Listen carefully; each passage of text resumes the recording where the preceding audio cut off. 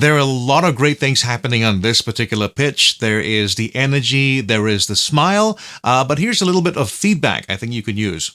How many of you would love to confirm the success of your product even before you launch it?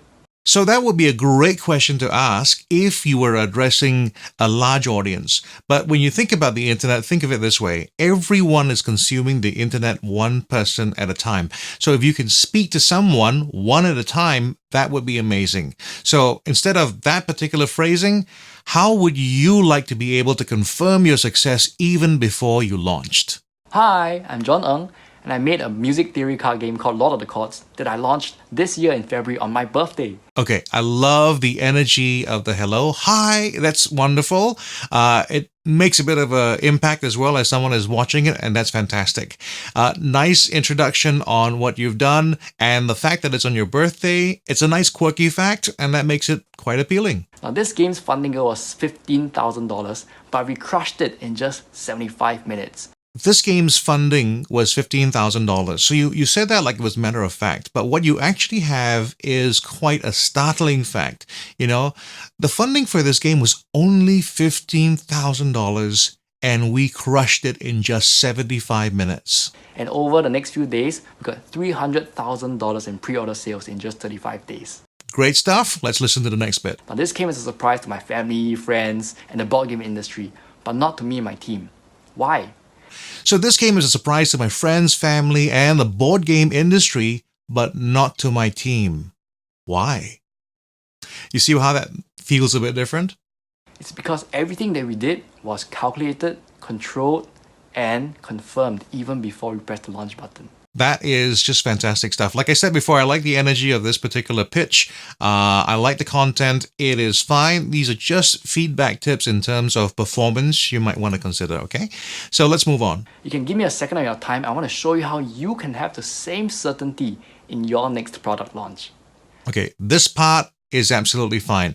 Okay, the next part is where I think I can maybe offer some suggestions, okay? So the main thing that people don't understand is that product launches is a lot like blowing up a gold mine with explosives. At this point, this is fantastic. You have done an analogy, and people are curious about the analogy, and they can kind of see what you're doing, but they don't know exactly what you mean yet, and that's a good thing. So the explosives are your email list, and the gold mine is your target market. See, that's the part you shouldn't put in there, I feel. You shouldn't tell me that the answer is about building your email list. I think you can go straight on to the next part where you're talking about what happens when you bring too little or too much dynamite into a gold mine. That being said, the top 3 most common mistakes that people make are: number 1, they don't bring any dynamite. So when they press the trigger, nothing happens. What this means in a product launch is failing to confirm their success because they launch without an email list. Lots of people make this mistake. Don't be one of them. If you didn't tell me about the email list, this is going to be much more of a mystery, right? You talk about the first mistake people make is they don't even bring dynamite. So they have no chance of success.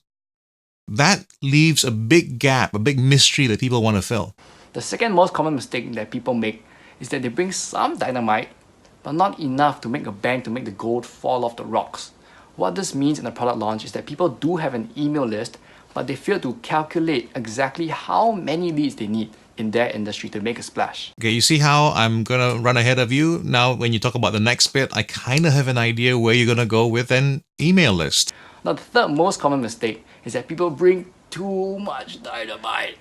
And when you press boom, the whole cavern comes collapsing and you can't get any gold after that. What this means in a product launch is that they fail to control the cost per lead that they have, and they fail to confirm whether or not those leads actually convert, and they waste their time and money. So I think you are revealing a little too much in your tease. You can actually hold back so that people have to give you their email details to find out what you mean by that analogy. In other words, people fail to calculate how many leads they need exactly, they fail to control their cost per lead, and they fail to confirm whether or not those leads actually convert. Now, if you want to make these mistakes that actually I've made before, and I made them so you don't have to, you can click the link below and confirm one of 7 remaining places at my upcoming live webinar. When you talk about how there are 7 places left, and this is a video that someone might see again and again and again sometime later as well, is that each time they see this, they're going to see the same thing. 7 places left, and then 3 days later, 7 places left, and maybe, who knows, another time, a week from now, 7 places left. So it doesn't seem to be as real a concern for them. So if you can think of another way to look at scarcity, that would be, I think, a better way of doing it. I'll show you all the tools and strategies that we used to calculate, control, and confirm our success even before we launched. This is John Ng here again. I want to remind you that hope is not a strategy, so keep on confirming. All that said, I wish that I was doing my videos with your energy and your good skin.